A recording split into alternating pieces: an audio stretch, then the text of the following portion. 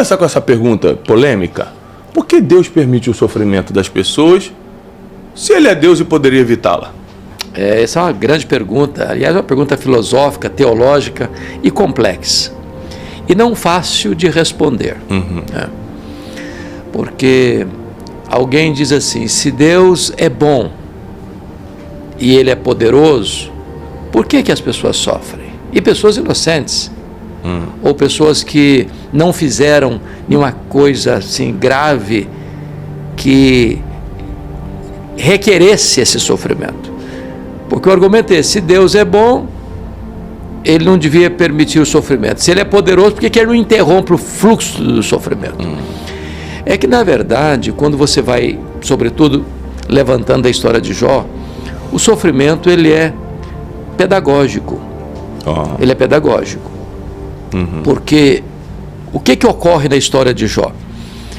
O próprio Deus afirmou sobre ele, observaste meu servo Jó, e Deus fez essa fala para Satanás, que era o acusador.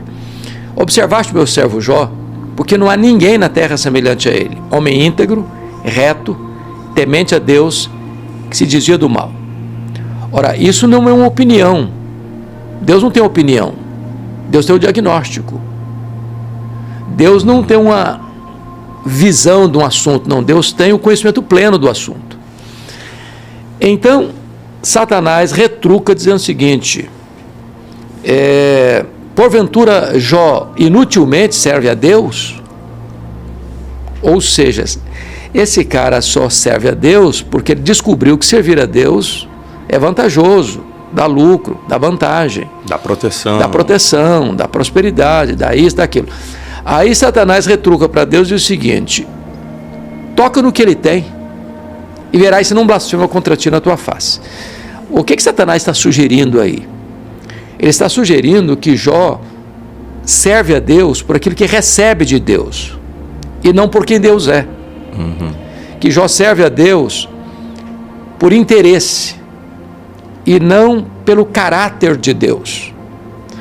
Em outras palavras, ele está dizendo que o que Deus dá, e o que Deus dá para um homem? Deus dá família, Deus dá prosperidade.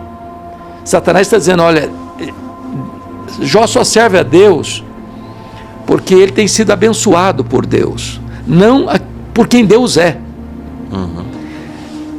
Ele está dizendo que Jó ama mais a riqueza e a família, porque é o que Deus deu, do que o próprio Deus.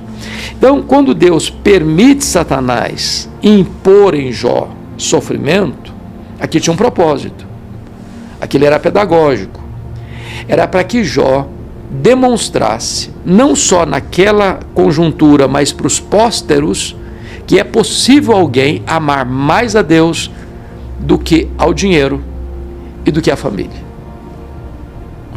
Então Jó perde todos os bens, Jó enterra todos os filhos, e depois vem uma segunda onda de sofrimento, quando novamente Satanás aparece por lá, e Deus pergunta para ele, observaste meu servo Jó? Deus não mudou uma vírgula do currículo dele, homem íntegro, reto, temente a Deus, que se desvia do mal. Ele conserva a sua integridade, apesar do revés que veio sobre ele. Satanás retruca assim, pele por pele, tudo que o homem tem dará pela sua vida. Toca-lhe nos ossos, toca-lhe na carne, e verás se não blasfema contra ti na tua face. Ou seja, Satanás apresenta 3 teses. Primeira tese, ninguém ama mais a Deus do que o dinheiro. Segunda tese, ninguém ama mais a Deus do que a família.